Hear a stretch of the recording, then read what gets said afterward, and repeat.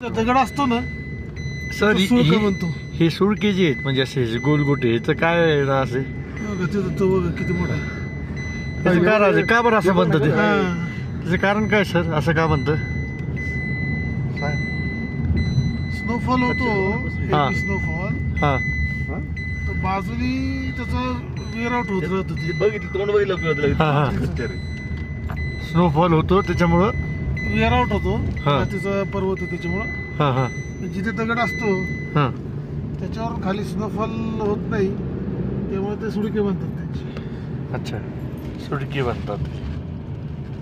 नमस्कार मित्रमंडळी, पाहू शकता तुम्ही लेह श्रीनगर रोडवर ही अशा पद्धतीची डोंगर याला मून रॉक म्हणतात.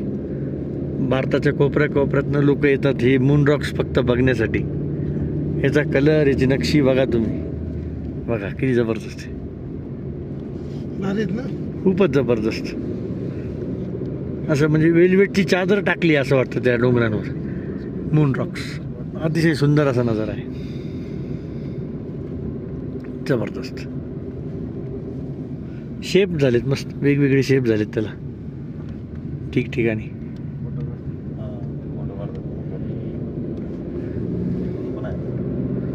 आता उन्हातनं व्ह्यू बघा सर तुम्ही कसं आहे, जबरदस्त. खूप शार्प असे बघा इकडे बघा. बघा अतिशय सुंदर मून रॉक्स, हॉटेलला अतिशय सुंदर. नाव दिलं हॉटेलला. म्हणूनच मूनलँड इथं बघा. हॉटेलचं नाव पण मूनलँड आहे का तर मून रॉक्स म्हणतात या रॉक्सला. तर कसं काय तुम्ही बघा ना, बाकीचे कलर म्हणजे समोराची तर वेगळी आहे, नीची वेगळी नीचीच वेगळी टोटल. म्हणूनच मून रॉक्स जबरदस्त. आपण आता आलो श्रीनगर लेह हायवेला. किती सुंदर असा नजारा आहे बघा. रस्ता एकदम मोकळा शामवेली. आणि इथं ही श्याम व्हॅली आहे ही ॲक्च्युली. आणि श्याम व्हॅलीचं खासियत ही आहे की प्रत्येक डोंगर वेगळ्या कलरचा आहे. हा बघू शकता तुम्ही, हा कलर अलीकडचा बदामी कलर टाईप दिसतोय, त्याच्या पलीकडे थोडा ग्रीनिश आहे, त्याच्या मागे थोडा ब्लॅकिश आहे. सगळे श्याम व्हॅलीमधले दिसणारे सर्व डोंगर वेगवेगळ्या कलरचे आहेत.